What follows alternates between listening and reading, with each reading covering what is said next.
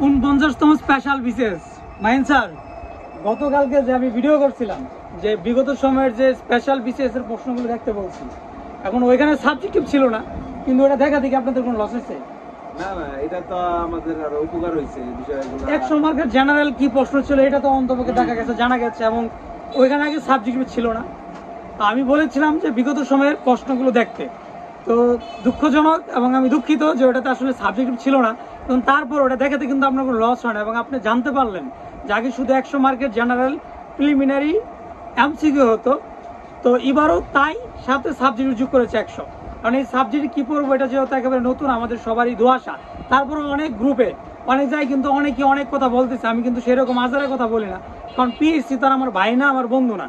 PSC তো আমাকে বলে নাই তারা কি রিটেনটা কি মানে প্রিলিমিনারি মানে আপনার সাবজেক্টটা কি রিটেন করবে নাকি সরাসরি এমসিকিউ হবে নাকি শর্ট নোট থাকবে, ওটা কিন্তু আমাকে পিএসসি বলে নাই। এখন যারা একবার গ্যারান্টি মনে করেন দিয়ে ফেলে তারা কিভাবে দেয় একটু বুঝেন, ওদের অনেক ভিউজ হয়, তাই যেন আপনারা তাদেরকে বিশ্বাস করেন, তাদেরকে বাহবা দেন। কারণ আমরা ছোটোখাটো ভিডিও করে দেখা যে আমরা একেবারে ভুলভাল, কিন্তু সেরকম কিন্তু না, একেবারে জিনুইন যেটা জানি, যেটা মনে করি, যেটাতে আসলে উপকার হবে সেটা বলার চেষ্টা করি। যেমন আমি বলেছিলাম যে 13, 14, 26, 32 BCS এর প্রশ্নগুলো দেখতে, ওটি জেনারেলিটি দেখেছেন, তাতে তো অসুবিধা হয় নাই। এখন আপনি সাবজেক্ট কী পড়বেন, আপনার কমন সেন্স কী বলে যা এইটা কখনো আগে হয় নাই, আমার সাবজেক্টে 100 মার্কের একটা পরীক্ষা হবে, যেহেতু রিটার্ন হবে না প্রিলিমিনারি, কারণ প্রিলিটা কী ধরনের হতে পারে, এটা শর্ট নোট থাকতে পারে, ছোটো ছোটো প্রশ্ন থাকতে পারে, এমসিকিউ থাকতে পারে। এখন কোন প্রশ্নগুলোকে আমি গুরুত্ব দেবো, কোন প্রশ্নগুলো পরীক্ষা আসতে পারে, এইটা কীভাবে দেবো, এটা সবচেয়ে বেসিক বা সবচেয়ে গুরুত্বপূর্ণ আপনার যে থিঙ্কিং, আমার থিঙ্কিং এবং আপনার সাথে মিলবে আমি আশা করি। যে বিগত সময় যে টেকনিক্যাল ক্যাডারের পরীক্ষাগুলো হয়েছে, সেখানে বাংলা আসে না টেকনিক্যাল ক্যাডার, ইংরেজি আসে না টেকনিক্যাল ক্যাডার, আপনি অন্য ক্যাডারে আসেন না, কিছুটা তো মিল আছে, রাষ্ট্রবিজ্ঞানের আসে না, কি বলে ফিজিক্সের কি টেকনিক্যাল ক্যাডারে কখনো পরীক্ষা হয় নাই, কিংবা আমি ধরলাম বিসিএসে হয় নাই, নন ক্যাডারে কখনো হয় নাই, আপনার এনটিআরসিতে কখনো হয় নাই, আবার এরকম আর অনেক পরীক্ষা থেকে আপনার রিলেটেড সাবজেক্টের কখনো কোনো রিটেন পরীক্ষা হয় নাই, প্রিলিমিনারি হয় নাই। যদি হয়ে থাকে ওই প্রশ্নগুলো সলিউশন করুন, ওই প্রশ্নটা দেখলে আপনার মাথা খুলে যাবে, আপনি বুঝে যাবেন যে আসলে কী ধরনের প্রশ্ন আপনার সাবজেক্ট থেকে হতে পারে। একবারে বেসিক ধারণা নেওয়ার জন্য ইন্টারমিডিয়েটের বই পড়ুন, মানে আপনার মনে করেন ফিজিক্স, আপনি ইন্টারের ফিজিক্স বইটা পড়ুন, আপনার মনে করেন অর্থনীতি, আপনি ইন্টারের অর্থনীতিটা পড়ুন, আপনার মনে করেন ম্যানেজমেন্ট, আপনার হতে পারে হিসাব বিজ্ঞান, আপনার হতে পারে ভূগোল, আপনার হতে পারে বাংলা, আপনার হতে পারে ইংরেজি, আপনি ইন্টারমিডিয়েটের বইটা পড়ুন। আর ইংরেজির জন্য যেটা বলি, ইংরেজির যেহেতু আমাদের এটা জেনারেল মানে সবসময় আমরা দেখতে পাচ্ছি, এমসিকিউ এর জন্য দেখতে পাচ্ছি, রিটেনের বিভিন্ন জায়গায় ইংরেজিটা যেহেতু আমাদের মানে কমন একটা সাবজেক্ট, সেই জন্য ইংরেজির নর্মাল টেকনিক্যালে কি 200 মার্কের পরীক্ষা হতো, সেখানে 4টা ভাগ ছিল, শেক্সপিয়ার এবং হচ্ছে রোমান্টিক যুগ পর্যন্ত 50 মার্ক, তারপরে 100 মার্ক, তারপরে কি মডার্ন এবং ভিক্টোরিয়ান এই যুগের জন্য ছিল 100 মার্ক, শুধু লিটারেচার এভাবে 100, 100, 200 ছিল।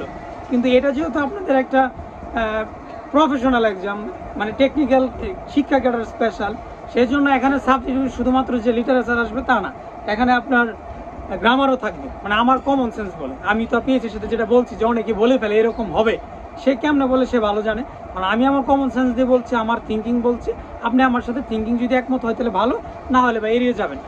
যে এখানে গ্রামার আইটেমও থাকবে, লিটারেচার থাকবে। এখন যেহেতু বিগত সময় 200 মার্কের লিটারেচারের পরীক্ষা হয়েছে, তো ওই থেকে 100 মার্ক করেন আপনি, মানে ওই 200 থেকে 100 মার্ক আসবে ওই প্রশ্নগুলো। আমি এই ভিডিওতে চাইলে আমি ওই প্রশ্নটা দেখা দেবো যে ওখানে কী কী ছিল, যেই মানে ব্যক্তিদের নামগুলো খুব গুরুত্বপূর্ণ, শেক্সপিয়ার, তার সাথে যে উইলিয়াম ওয়াটসওয়ার্থ, মার্ক টুয়েন, কি বলে জন অস্টিন, মানে প্রত্যেকটা বিভাগ থেকে, এসটি কলোরিজ, জন কিটস, প্রত্যেকটা বিভাগ থেকে, বিভাগ বলতেছে মডার্ন, ভিক্টোরিয়া, এই এলিজাবেথান, এরকম প্রত্যেকটা থেকে যেই জায়গার গুরুত্বপূর্ণ জিনিসগুলো ছিল আগে, ওইগুলো থেকেই তো এখনও আসবে, জাস্ট এখন 100 মার্ক। 100-এর মধ্যে আরও কিছু কমবে, কারণ বাকি গ্রামারও থাকবে, এটা আমাদের মস্তিষ্ক বলতেছে। এখন আপনার মস্তিষ্ক কী বলে সেই অনুযায়ী আপনি প্রিপারেশন নেন, কারণ আমার বুদ্ধি থেকে আমি বললাম যে এই বিষয়গুলো যেহেতু কমন, এইগুলো থেকে থাকবে।